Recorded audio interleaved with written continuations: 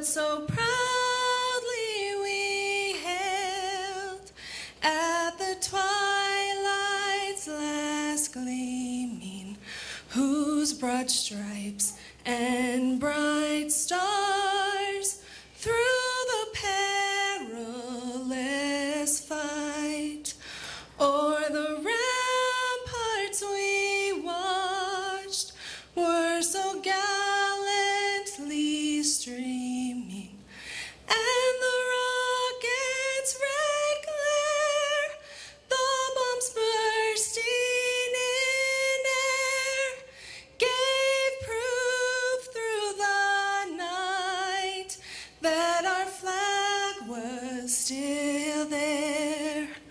Oh, say does that star-spangled banner yet wave o'er the land of the free and the home of the brave?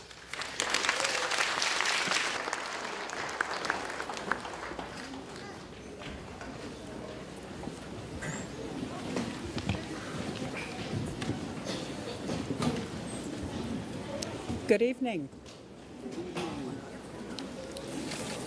and welcome. On behalf of Western Nevada College's family, including the faculty, There we go. good evening, and welcome. On behalf of the Western Nevada College family, including our faculty, staff, students, and alumni, I welcome you to the college's 40th commencement. It's an anniversary year for us. This event is the highlight of every academic year as we celebrate the accomplishments of our graduating class. This year, at tonight's ceremony and the one that was held yesterday in Carson City, we are celebrating the accomplishments of over 460 graduates who are receiving over 500 degrees and certificates, and we are very proud of all of them.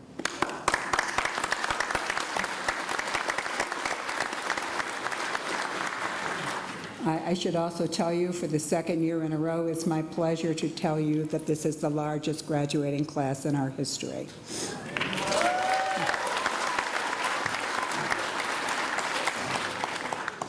I would like to introduce some of our special guests tonight from the Nevada System of Higher Education Board of Regents.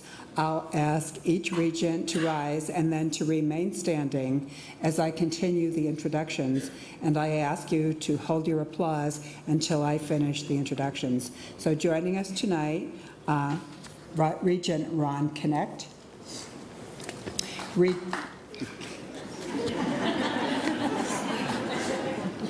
Regent William Cobb, Regent Kevin Melcher, and Regent Jason Geddes. My pleasure to welcome them to Oak Park.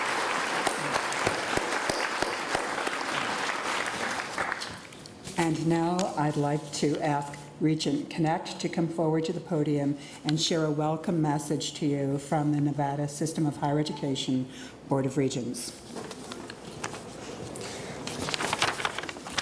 Thank you, President Lucy. To President Lucy, to the faculty and staff, to family members and friends, and most importantly, to WNC's graduating class of 2011, it is my honor to congratulate you on your great milestone of success. On behalf of the Board of Regents, the Nevada System of Higher Education, and our whole community, I salute you graduates for completing what I'm sure was a challenging and rewarding course of study. This accomplishment is one that you and your families should be most proud of because it is a clear reflection of the dedication, persistence, and talent you have shown throughout your years in school. But even as this day marks the end of one phase of your lives, it is also the beginning of another. Your WNC classes may have ended, but your education, growth, and progress will continue. For the rest of your lives, you will keep learning. Regardless of whether you go on to pursue a higher degree or go directly into the workforce, you will continue to achieve, to grow, and to reach new heights of success. And you should know without a doubt that the accomplishments we honor today are proof that you can complete remarkable tasks and endeavors. Your time at WNC and your start on the next phase of your life are taking place, as you know all too well, during the most difficult economic circumstances in generations. However, I know that Western Nevada College will certainly rise to the challenge and will return to growth and prosperity, as will our community, state, and nation. WNC and our whole community will revere and cherish you as you grow, as your lives blossom, and as you lead our renaissance. In the coming years, we will be proud to call you WNC alums, and you will be proud of what WNC has become. You will, and we will, overcome these hard times and difficult challenges. And I'd like to go off text just for a moment here to challenge you to join your brothers and sisters in Carson and our other campuses to create a WNC alumni club or foundation in anticipation of that great future and to promote it. That's my challenge to the class of 2011. I know you will build on today's great achievement throughout your lives. Use your success as a stepping stone to ever greater things. Use your knowledge to go out into the world, unafraid to strive for the life you want and the career of your dreams. In coming years, you will reap many accomplishments and successes. So on behalf of the Board of Regents, I extend my heartiest congratulations to the class of 2011. The entire board wishes you nothing but good luck, good health, and continued success as you work toward your goals in life. Congratulations on a job well done.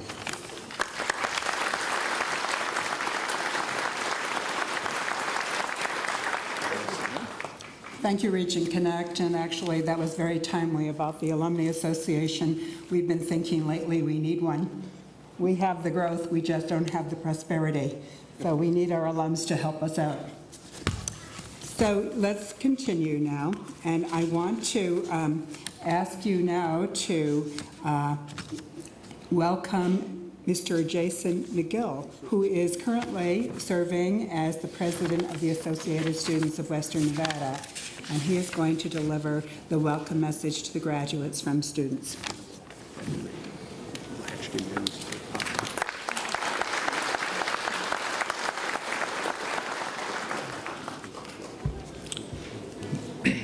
Thank you. Let me first start out by welcoming the graduating class and all of our extended family. I must acknowledge our parents, grandparents, and relatives, except for those who for some reason didn't give us any graduation money. After all, how did you expect any of us to make it to the ceremony tonight if we could not afford that $6 cup of coffee at Starbucks? But nonetheless, we made it, so I guess we'll just know better for next time, right? Thank you to all our loyal students and friends who made it out to support the graduates. Just remember, if you still owe a certain someone money, now might be a good time to give a little. Because by the time I'm finished with this speech, we might need yet another cup of coffee. Good thing coffee shops are open late, huh? But in all seriousness, thank you all for coming. It takes a strong individual to be able to sit for so long and listen to a speech that may make the person to your right laugh and the person to your left snore. Not that any of the graduates here today ever did such a thing when someone important was talking, but still it could very well happen.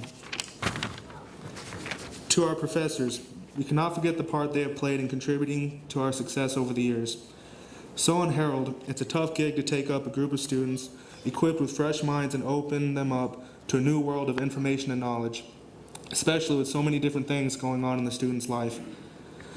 I really can't say enough about how much the professors and faculty here at Western Nevada College should be thanked. God knows they don't get the recognition they deserve. Many, if not all of them, have their own lives to go home to every night. It's probably something they look forward to after putting up with all of our positive attitudes and dramaless-filled shenanigans. Yet, each and every one of them come back the next day to bask in the joy of our presence. Thank you all. As a group, the graduates and I have been through a lot over the course of our journey. Coming from a small school in Silver Springs, I was ecstatic when I found myself right back in an environment that made me feel right at home. Not a day went by where you didn't see professors and faculty alike walking the halls of Western Nevada College, greeting each and every student with a smile. It's that same smile put forth by my advisor, Christina Hillis, that got me to join the Associated Students of Western Nevada. If not for her smile, my soon-to-be Vice President, Ashley Cruz's grunt probably would have kept me from standing here today. I'm glad I stuck around, though. It was the best decision of my life. The friends I gained from my tenure in ASWN will always mean something special to me. I like to think of myself as a likable guy, but for some reason people look at me and kind of walk away in fear. I've been told I am intimidating or even mean. I don't see it, but I'm not one to judge. After all, if I were, I'd probably run away from the sight of my ugly mug in the mirror every morning. Nonetheless, the people in ASWN took me in, accepted me for who I am, and became much more than my friends. I have had the honor to work with these people day in and day out for what seems like forever. It saddens me at the thought of it all coming to an end. I can stand up here for hours upon hours, telling stories and giving a rundown of each and every one, but the fact is that each and every person that has stepped foot in ASWN's office has made a difference in my life. Christina Hillis and Katie Leao, we have shared many laughs, and you have each helped me through some dark times. But in reality, what it comes down to is you each saved my life. I can't put into words what ASWN and Western Nevada College has meant to me, so I'm just going to move on. I've been told that I've been pretty successful as president. It's an honor to be appreciated for the hard work you do. Each of the graduates sitting here today are probably experiencing that exact feeling. If you aren't, well, you should be. When you get that diploma in your hand, every second of hard work you have put into this will have been validated. College is hard. It's supposed to be. Life is hard. That's just a fact. But after tonight, you can look every person that has ever said you can't do it in the eye and say, I did succeed. Now, I'm not saying we didn't make mistakes along the way.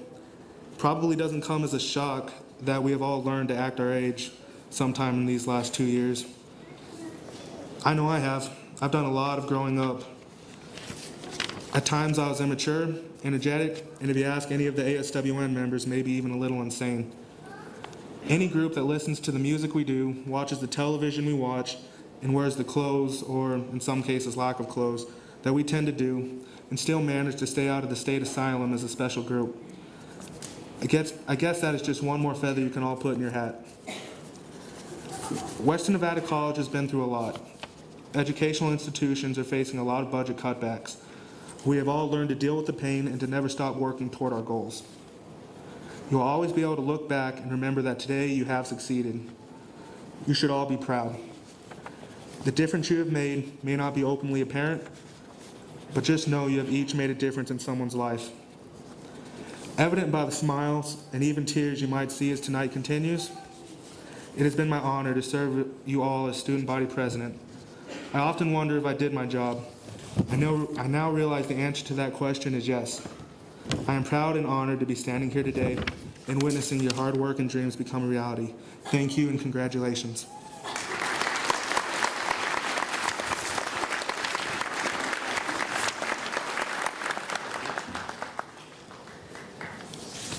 Thank you, Jason, and thanks for the good work that you and your student government did with me this year. This was an outstanding group of students. It seems I say that every year, because every year they're outstanding. Well, why shouldn't they be? They're Western Nevada College students, and they are. Super. So we also, at this kind of event, want to honor academic excellence, and it is one of the values of our institution. We do that at graduation by providing specific honors designations. And I'm going to ask Regent Jason Geddes to come forward and explain to you the various honors designations that you will see during this ceremony. Don't mess it up. Thank you. I'm here to continue the Jason show. Jason? All right. You may have noticed that some of the candidates for graduation are wearing medallions. The medallions are worn by the students who have completed at least 45 credits at Western Nevada College and are graduating with the following distinctions. Students graduating summa cum laude have achieved a 3.9 or higher. Students graduating magna cum laude have achieved a 3.75 to a 3.89. And students graduating cum laude have achieved a 3.6 to a 3.74. With those students having earned those academic distinctions, please rise and let's give them a round of applause.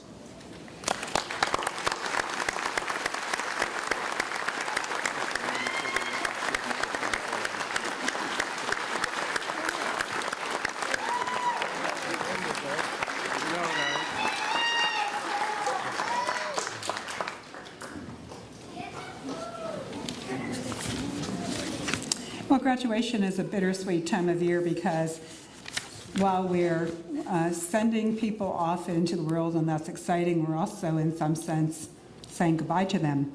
And we are saying goodbye not just to our students, but also to some of our colleagues, because every year at this time, we have some faculty who graduate to emeritus status. And this year is particularly poignant for me. I have 3 retiring faculty and staff that I would like to recognize tonight. I'm going to ask them to stand, and we have a little something for them later, a little plaque. Helene Jessie Morris, just stand up. Vice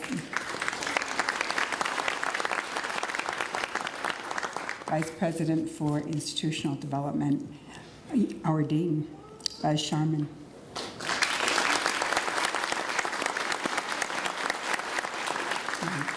Buzz is going to have a few words to say later, and our Professor of English, Julie King.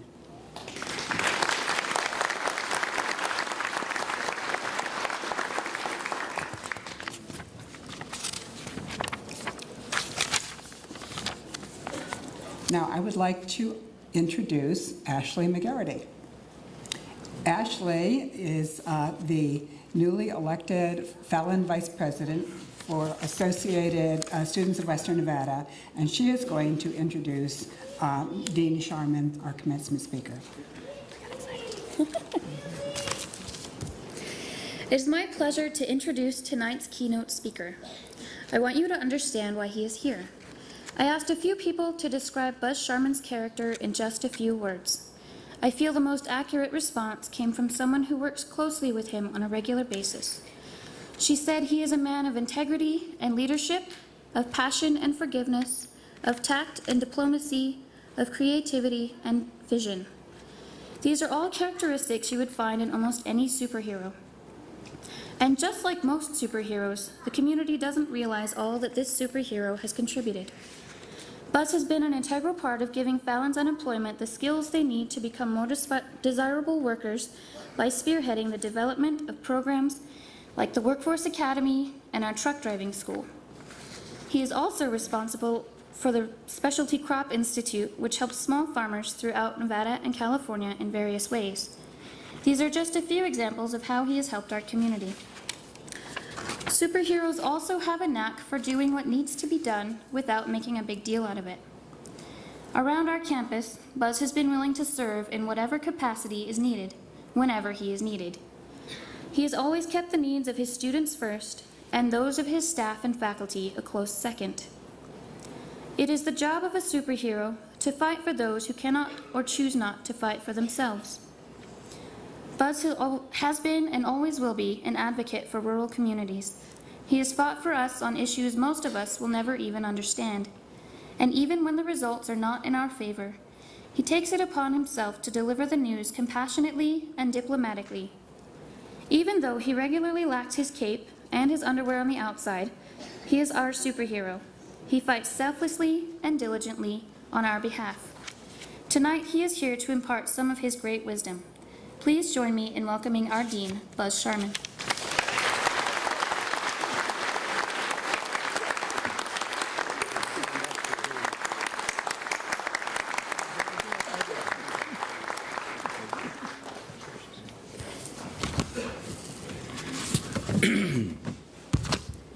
Well, thanks, Ashley. I don't quite know what to say. Well, I do. It's written here, so I do know what to say.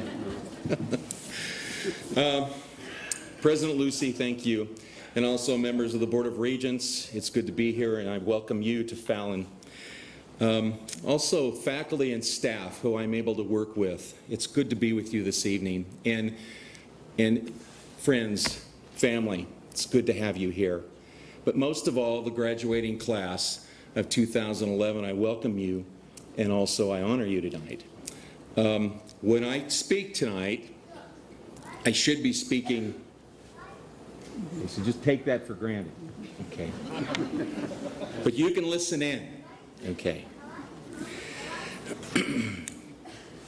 I consider, as I said, this opportunity to address the graduating class of 2011 as a privilege to pass on some advice and maybe some words of wisdom. I know that what you remember about this evening will definitely not be this speech, but I'm going to give it my best shot. I remember reading years ago a story about George Washington in a book called His Excellency, which was written by Joseph Ellis.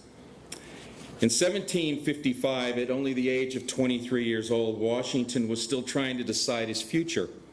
Although he was interested in focusing on a military career, he also longed for the life of an aristocrat farmer. In February of that year, during the Battle of Fort Duquesne during the French and Indian War, Washington found himself under the command of the British General Edward Braddock. The enemy had surrounded the British and the Virginian forces and slowly began to annihilate the panic-stricken troops. With Braddock mortally wounded and other officers suffering serious casualties, Washington rallied the remnant of the British and Virginian troops. Riding back and forth amidst the chaos, he had 2 horses shot out from under him. 4 musket balls pierced his coat, but he miraculously escaped without even a scratch, while, as he put it, death was leveling my companions on every side of me. Washington took complete command and, leading the troops, turned the course of the battle so that he and his men were able to prevent a total defeat. Sitting high on his horse, he was a perfect target for the enemies, shot by shot. One man reported that he got so close to the colonel that he could touch him, but yet not any bullet penetrated him. No bullet even touched his body, not even a wound.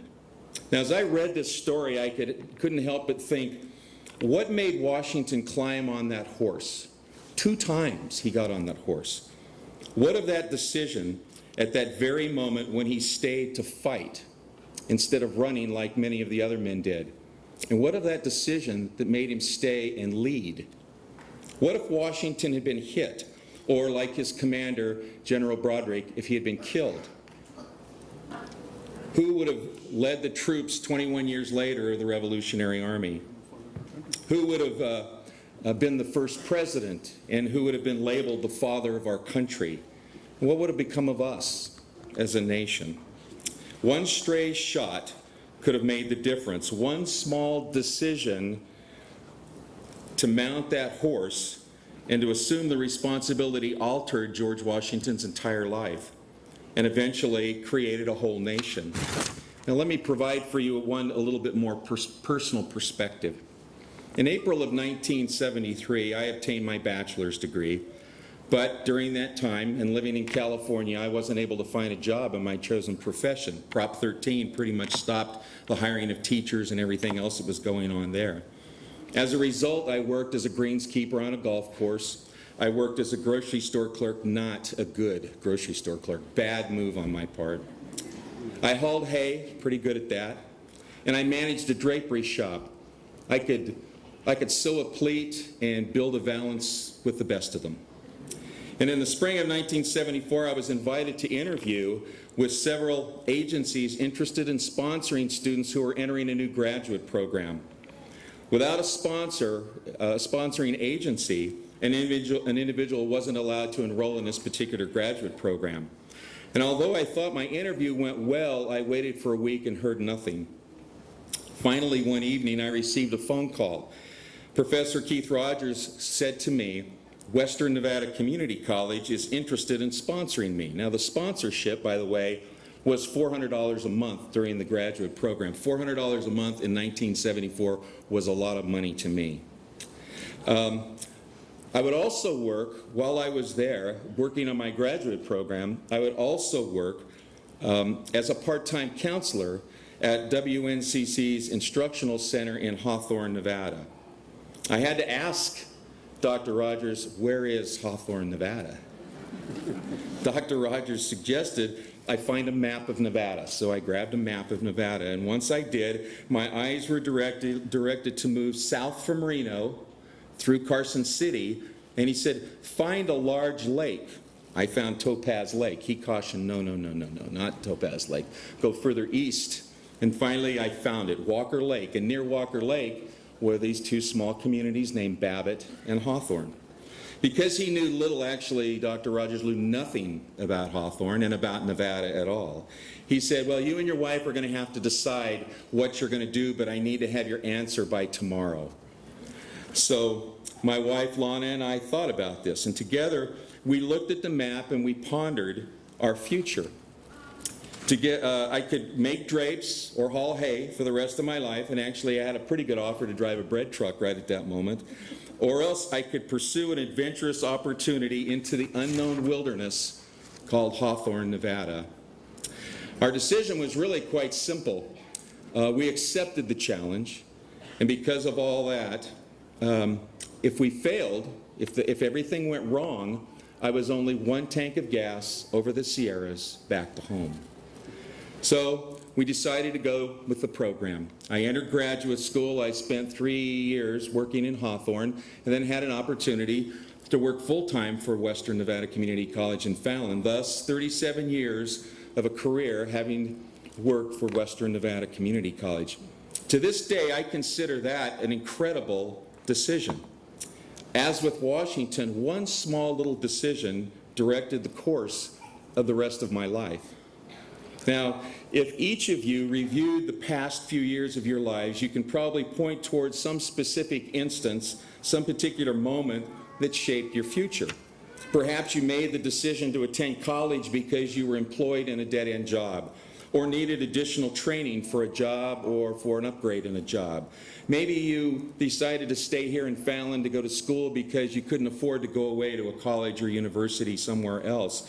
Whatever the reason you came to WNC as a student, you were probably encouraged by your family and by your friends. They may have even helped you with babysitting or tutoring, or an ear to listen to you when you were down, or maybe even a shoulder upon which to cry.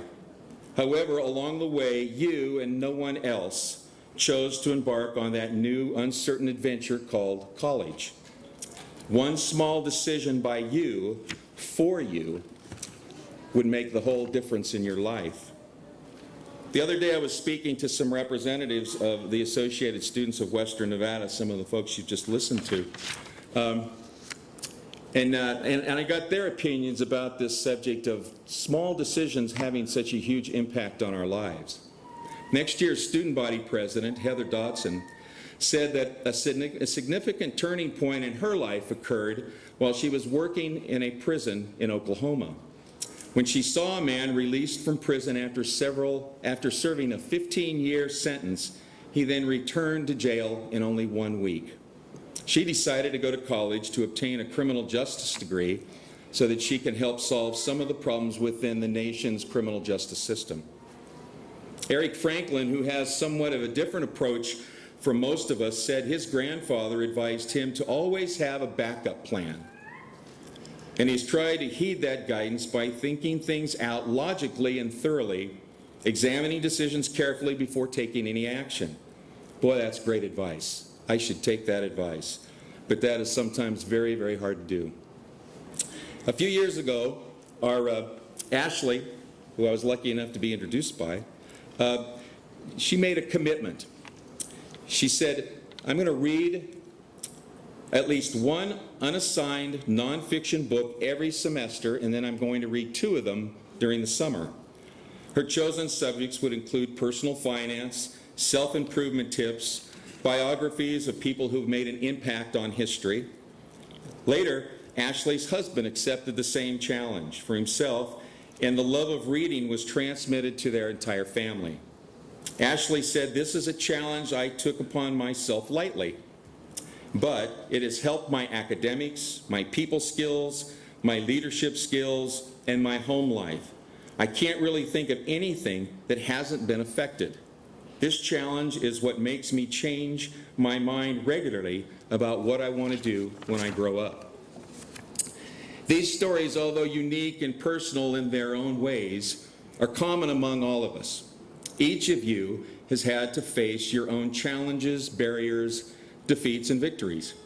Just like George Washington had to mount that horse to face the enemy, you've climbed over the status quo to take risks, including risks that you might fail. But you didn't fail. You succeeded. You came through the battle with perhaps a few scars, but you survived. So what's next for you? You're at the crossroads, aren't you? Once again. I'm also at the crossroads. My 37-year career at WNC is soon coming to a conclusion. I too have had a few scars during my career, but I've learned from my experiences and I've been better for them. I view my forthcoming retirement as a culmination of many growth opportunities, and I've also had a chance to achieve some of my goals. Of course, I'm a bit heavier, and I've lost some of the hair from the top of my head from those fateful days in 1974 when I made that decision, but I'm still ready and looking forward to new adventures that might be ahead of me. You may also regard your graduation as an event that signifies an ending as well as a celebration of accomplishments. Take time, as my wife Lana and I will do, to reflect with your family and friends on the individuals and events which have helped you shape your lives, and also on the as yet unexplored terrain of the future. As you're aware, the word commencement doesn't mean ending. It is defined as the act or process of beginning. In that context, first, remember that you've done it. You have proven your determination and your stamina to reach your educational objectives and earn your degree. You have a right to feel proud of your academic achievements. Secondly, look with excitement to and prepare for your new adventures, recalling that you may need to take risks in order to discover a life path that will be most rewarding for you. Just as Lana and I chose to begin life, our new life, in Nevada, knowing we were only a tank full of gas away from home, you'll have an opportunity for a new beginning if you accept challenges and take some risks. Now, what will be your next step? What will be your next seemingly insignificant decision that you make that will affect the rest of your life? I'd like to congratulate the class of 2011 for a job well done, and good luck in the future.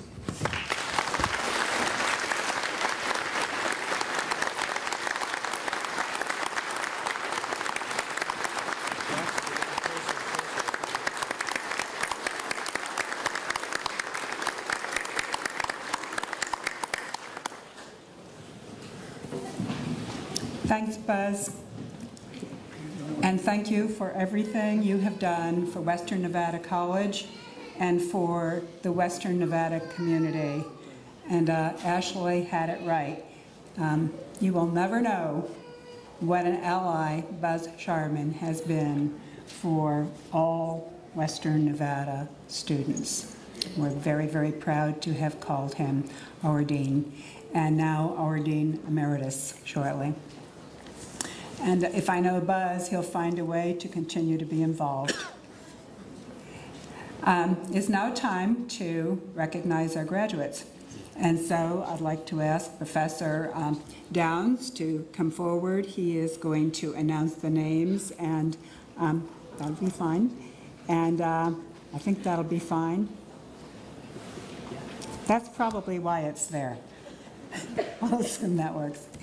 And I'll ask the regents if they would care to join me in recognizing our graduates. So if you've got a camera and you want to take a shot, don't be afraid to come forward as your graduate approaches to get his or her diploma.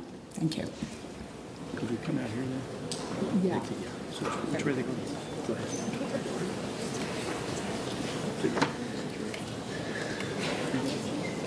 Where do you want me?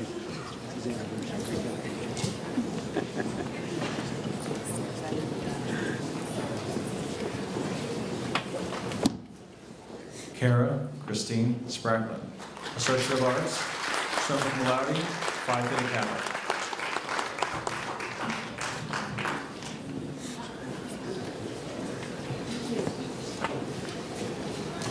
Brittany Ann Ortega, Associate of Arts, cum laude, Phi Theta Kappa.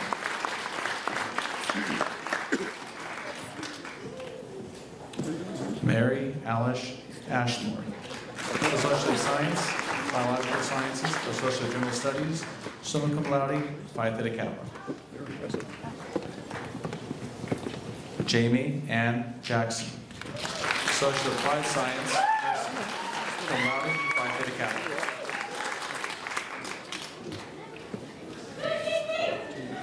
Alicia Naomi Sailing Andrews, Associate of Applied Science, Management Emphasis.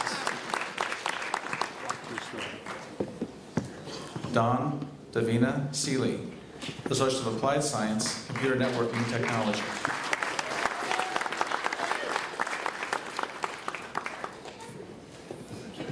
Penny Lynn Webeking, Associate of General Studies, Phi Theta Kappa.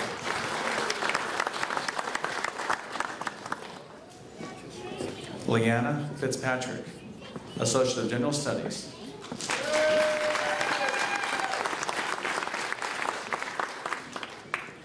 Andrea Rose Kelsey, Associate of General Studies, Phi Theta Kappa.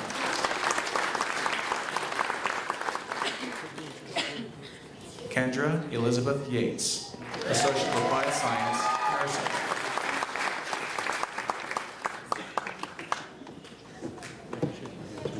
Sarah Marie Jane Horan, Associate of Applied Science, Nursing, Phi Theta Kappa.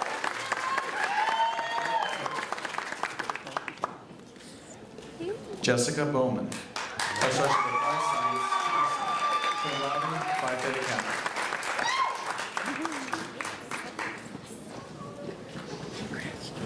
Jessica Marie Mansky, Associate of Applied Science, Nursing, magna cum laude.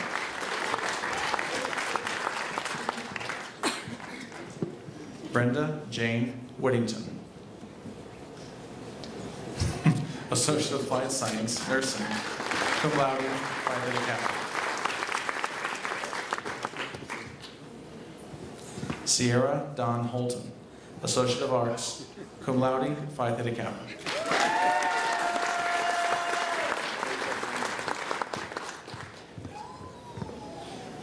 Christy Elizabeth Lehman, Associate of Arts.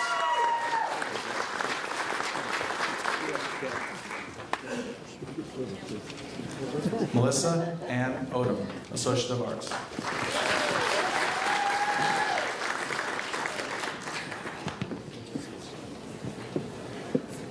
Megan Lynn Odom, Associate of General Studies.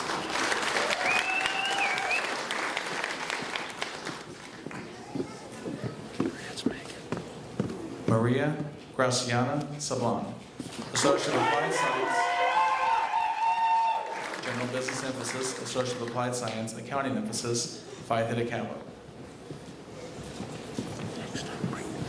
Heather Ashley Sumner, Associate of Arts.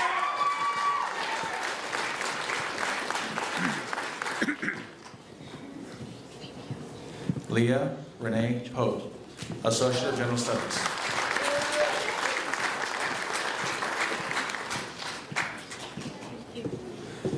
Lorraine G. Bevins, Certificate of Achievement, Customer Service, Phi Theta Kappa.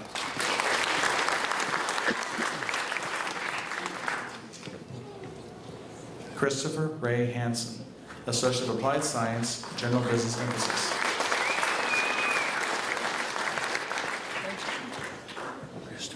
Guy Josephs, Associate of Science, Geosciences Emphasis.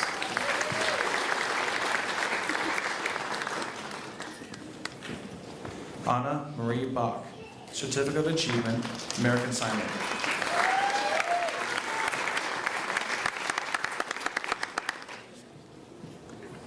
Carrie Ann Martin, Associate of Applied Science, Criminal Justice, Phi Theta Kappa.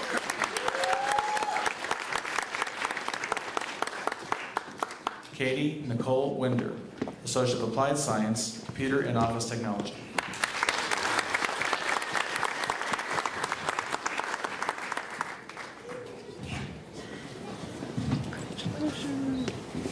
Philip Howard Wold, Associate of Applied Science, Computer and Office Technology, Phi Theta Kappa.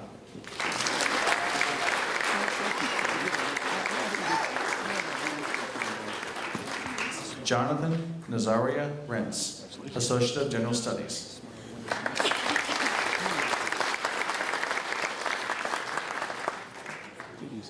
Caroline Southfield, Associate of General Studies.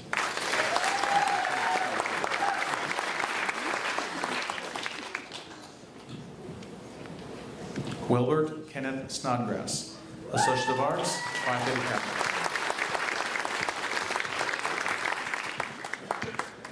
William T. Apgar, Associate of Applied Science, Computer Networking Technology.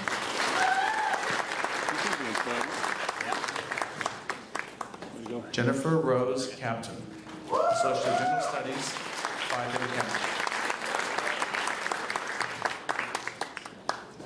Maria Greco, Associate of Arts.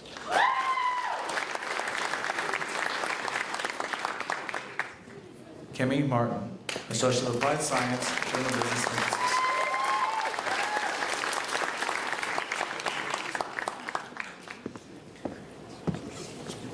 Oh. Fake.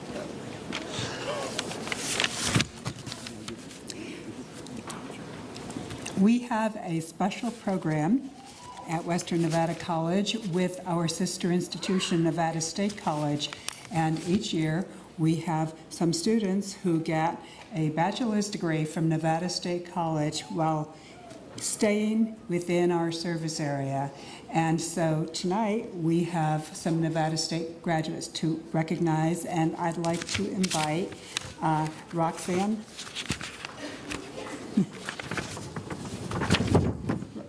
Roxanne Stansberg is the Assistant Dean of the School of Education from Nevada State College, and she's going to award Nevada State College's bachelor's degrees.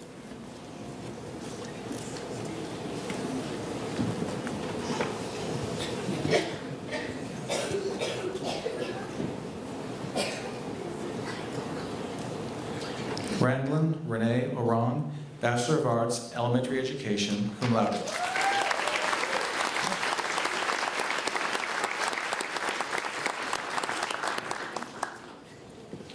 Cheryl A. Diarte, Bachelor of Arts, Elementary Education with a concentration in Special Education, summa cum laude.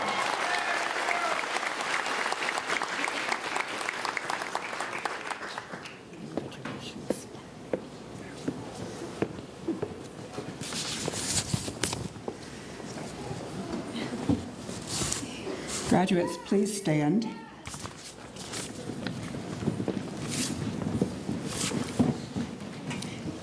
By virtue of the laws of the state of Nevada and the authority vested in me by the Board of Regents, I confer upon those fulfilling the appropriate requirements the respective degrees and certificates recommended by the faculty of the college with all the rights, privileges, and obligations belonging thereto.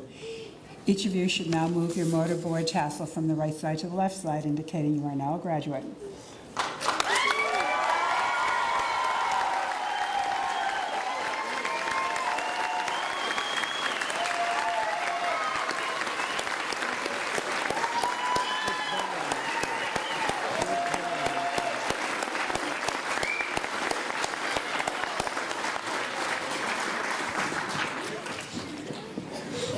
Well, we are very proud of our graduates, and we are very proud of our college. And while we are now sending you off into the world, don't forget where you came from. Come back and visit. When you make your first million, remember the Alumni Association. And the college is more than classrooms, books, and buildings. It's also people working together for educational excellence. We hope that your experience with our special people, our faculty and staff, has been a wonderful and fulfilling one. And we hope you'll take a minute to stand with me and congratulate the faculty who've taught you these last years.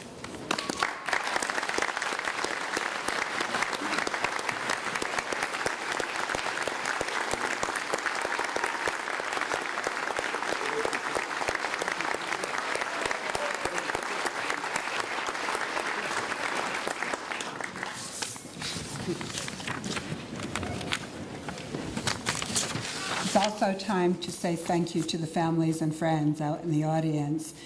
We know there are people who have taken on extra job duties, perhaps taken on an extra night with the dishes the night before an exam, extra babysitting chores, extra life's work so that our graduates can succeed. And so hope you will clap hands again, put your hands together, and thank your moms, your dads, your husbands, wives, and your kids.